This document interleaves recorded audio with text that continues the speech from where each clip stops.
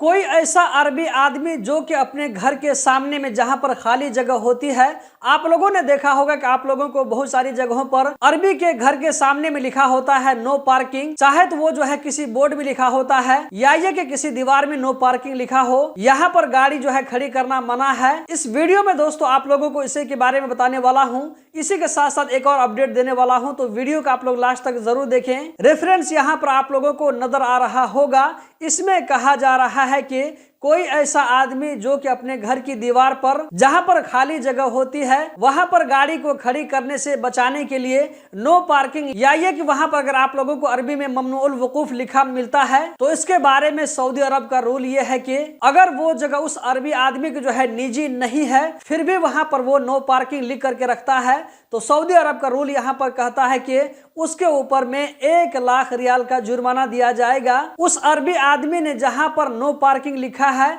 अगर वो उसकी जो है निजी जगह है तो वहां पर लिखने में कोई दिक्कत नहीं है। अगर वो सरकारी जगह है फिर भी वहां पर वो नो पार्किंग लिखता हुआ पकड़ा जाता है तो ऐसे अरबी के ऊपर में 1 लाख रियाल का जुर्माना दिया जाएगा।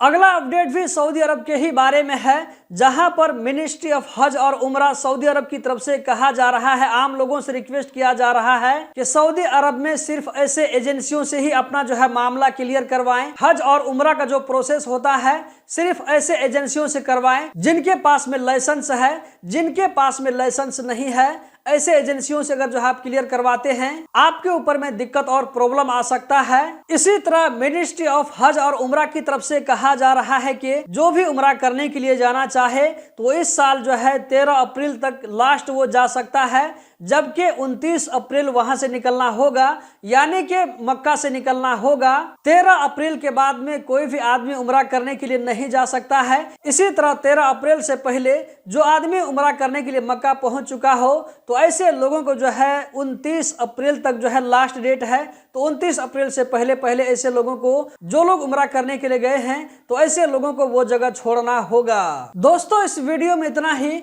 इस चैनल के बहुत सारे लोग ऐसे हैं जो कि इस वीडियो को सऊदी अरब से देखते हैं। उम्मीद करता हूं ये वीडियो उन भाइयों को बहुत पसंद आई होगी। अगर पसंद आई तो वीडियो को लाइक जरूर करें। बहुत बहुत शुक्रिया।